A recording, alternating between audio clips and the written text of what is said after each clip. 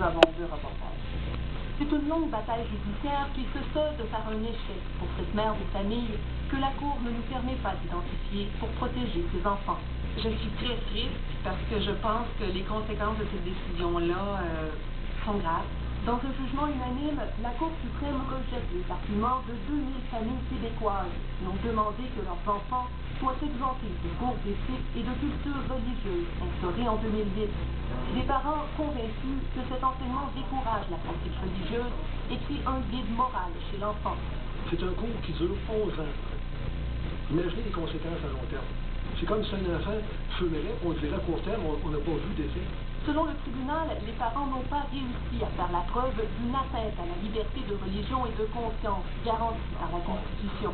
Ça nous dit qu'on est sur la bonne voie, on s'en réjouit et on a toujours cru, nous, que c'était la bonne décision. Les juges ont reconnu qu'on donnait un ensemble de connaissances sur un ensemble de religions et que ça, c'est pas de l'endoctrinement.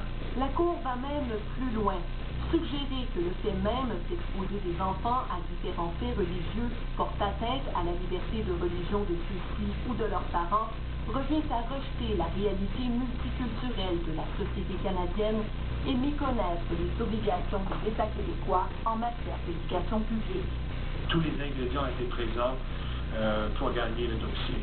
La Cour suprême en a décidé autrement.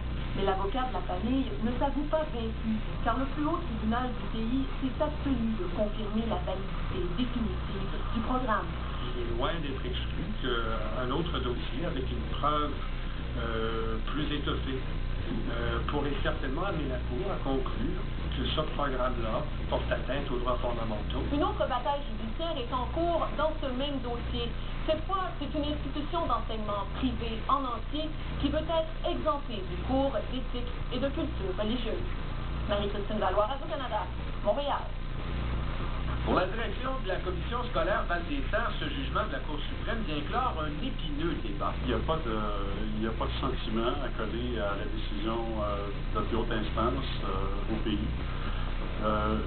Ce jugement-là a l'air de clarifier la situation et c'est ce qui va nous permettre de poursuivre notre travail, notre mission d'éducation auprès des jeunes.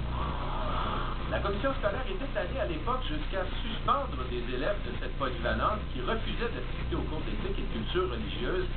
C'était par la suite ravisé en permettant que les parents retirent leurs enfants du cours le temps que la Cour suprême se prononce.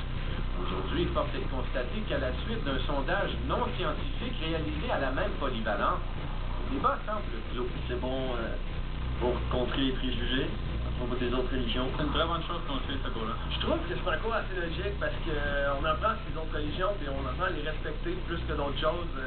On apprend les piliers de l'islam, tout. C'est pas juste des extrémistes qui font sauter, là. Si certains parents restent amers face à la décision qui vient de tomber, d'autres